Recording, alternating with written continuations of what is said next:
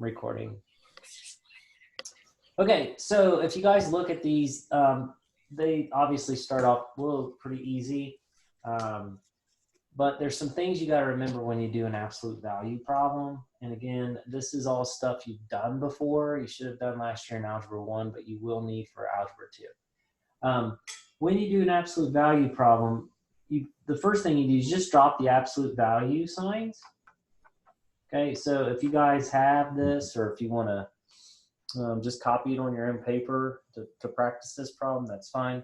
You just drop the absolute value signs and you just solve for it. So to solve for this, to undo a +3, I'm just going to -3 to both sides. And I get b is greater than or equal to 4. Okay. Well, that is, remember, absolute value, usually, like, if I have the absolute value of 5, the answer is 5. But if I have the absolute value of -5, that answer is also 5. So what you have to do in these is you have to do a second problem, and you have to set it equal to the negative answer. So here I set it equal to the positive answer, then I got to set it equal to the negative. And when you have an inequality sign, you have to flip the sign. So in this one, it's pointing to the right. So in this one, I got to point it to the left. And I'm just going to solve. So to undo a +3, I'm going to -3. Okay, that's going to give me b is less than or equal to -10. So that's step 1. Step 2 is writing the notation. I'm telling you, you're going to need this for next year. Some of you guys that were in my geometry class were in Algebra 2. I know you do this a lot. So I want to show you. We talked about this the other day. You take your 2 answers. I'm going to take 4. I'm going to circle it. Do I color it in? Does anybody want to answer that? Color in? Do. Yes, you do, because it says or equal to. So I got to color it in. And then this -10, I got to circle it. Since it says or equal, I got to color it in. Okay. On this one, on the -10, the arrow is pointing to the left. Can you guys, you can barely see that. The arrow is pointing to the left, so that means I need to shade to the left. And then on the 4, it's pointing to the right, so I got to shade to the right. Okay, that you've done before. I don't know if you've done this notation before, so I want to make sure you know how to do it. So again, we talked about this yesterday. Like if you're reading a book from left to right, or you're reading words from left to right, you got to talk about everything that's part of the answer. So the very first part of the answer means that anything over here is correct, which means anything from negative and anything from negative infinity to what? What am I going to stop at? If I'm reading this book, where does my first answer stop?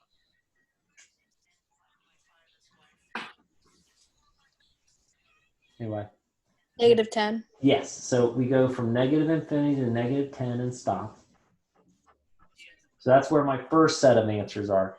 When it says or equal to, you put a bracket around it. And then we talked about this again yesterday. You put your little union sign. That just means that there's a second answer. So I start here at negative or +4. Since it says or equal to, I bracket it. And then this answer goes all the way forever to infinity.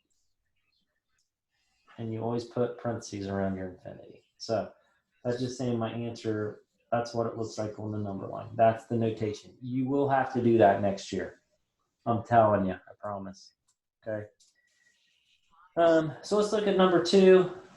Not unless anybody else has any other ones that they've kind of pre-looked at. Just remember these answers are all in your packet. In Google Classroom, it'll say check answers, and it'll show all the work and all the answers. Okay, I'm going to add somebody here. Okay. So again, just drop your absolute value signs. So it's going to be -2b -4 is less than 8. And we just solve it just like normal. Add 4 to both sides. Oops. And then that gives me -2v. If you divide both sides by a negative, you got to flip the direction of the sign. So if I divide by -2, instead of pointing to the left, I got to point it to the right. Anytime you divide or multiply by negative, flip the sign. Okay. Can somebody hop on here and tell me what the second part of this problem is going to look like when I drop the absolute value?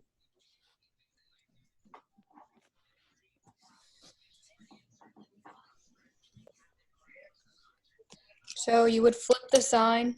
Correct. So instead of pointing to the left, it's going to point to the right. That'd be -8. Correct. Make your answer negative or the opposite. Very good. Okay. And then you would add 4. Yep. And you get -2v greater than -4. Then you divide by -2. Then you flip the sign because you're dividing by a negative. Right. And then you get a +2. +2. Yeah. So this one, the one we did before, if you guys remember, that was an or answer. It's this part of the graph or this part of the graph. This one's going to be called an and answer. So you'll see in just a second. So when I go to -6, that's my first answer. I circle it. Am I going to color it in or not? No. No color in. G, I'm not going to color it in. So this one says start at -6, shade to the right. This one says start at 2 and shade to the left. So they're gonna collide. So this is an and problem because they run into each other. So this answer is a lot easier in interval notation. Since I don't color it in, it means I put a parenthesis. And as I'm reading from left to right, my first answer is -6. And it goes all the way to 2. And then I'm done. And I don't put a bracket because I didn't color it in. If I would have colored it in, I'd do a bracket. Since it's not colored in, that's my answer. Okay. Definitely going to need those for tomorrow. Okay. Has anybody printed theirs out and would like to see another one? I printed mine out, but I want to see one on the other side. Okay. So for those of you who don't have it, I'll flip it to the back here so you can see. And we'll just do this last one and then I'll stop the recording. How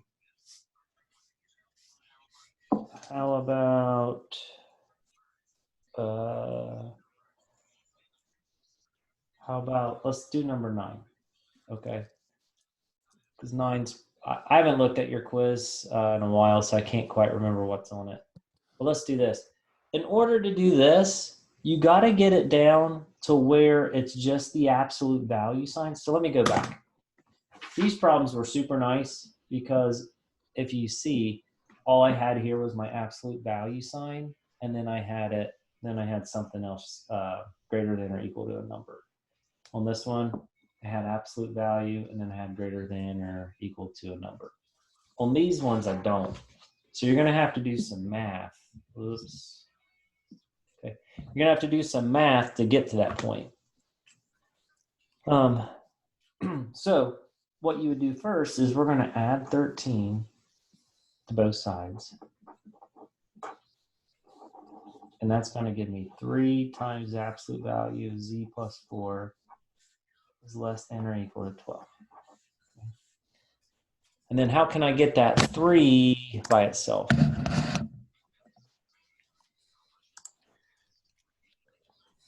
Or not, sorry. How do I get rid of the 3? Well, it's 3 times the absolute value. So undo a times, I'm going to divide. So I'm going to divide this side by 3 and divide this side by 3. And I get the absolute value, z plus 4 is less than or equal. Mr. Rice? Yes? Why don't you distribute the 3? That's a great question. So the whole purpose is to get this absolute value by itself. So we're just trying to move everything away from it that's not inside of it. You see how this now looks like one of those easier problems we did before? Yeah. If you distribute it, it's not going to change the answer. It's just going to make your numbers bigger, which we want to kind of avoid. It's always easier to work with smaller numbers. If you distribute it, it would still work. But I would just go ahead and just divide by 3. So now we can do this problem pretty easy. I can do z, let me give you guys a little bit more room here. Z plus 4 is less than or equal to 4. Or my other problem would be z plus 4 is greater than or equal to -4. Okay, and then I can just solve that out. If I subtract 4, here's what I'm going to do.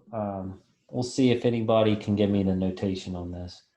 So 0. If I subtract 4 here, I get z is greater than or equal to -8. Okay. So somebody want to tell me how to do my graph here? Ooh.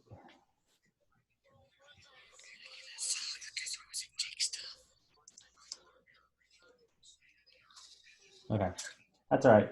I'll do it. -8, right here is -8. I'm going to circle it and color it in because it has or equal to, got the little line. I got to go to 0, circle it. It's got or equal. So I'm going to color it in. The one with the -8 says shade this way. The one with the 0 says shade to the left. So they're going to collide. They're going to run into each other. So this is an and problem.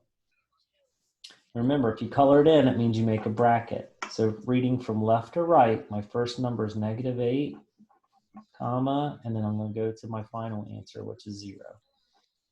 I'm not going to put a parenthesis because I colored it in. Since I colored it in, it's got to be a bracket. Okay. That's how you do all of these. I'm gonna stop the recording right now.